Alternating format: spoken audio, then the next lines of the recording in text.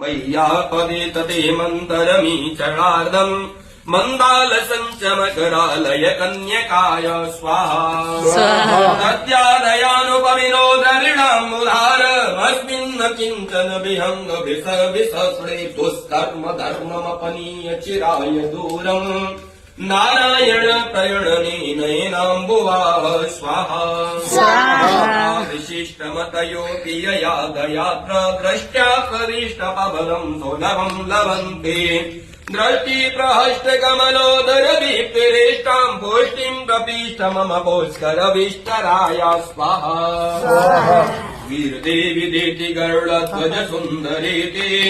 सार्गम् वरीति शशिशेखरवल्लभेति सृष्टि इष्टप्रलय केलिषु संस्थितायै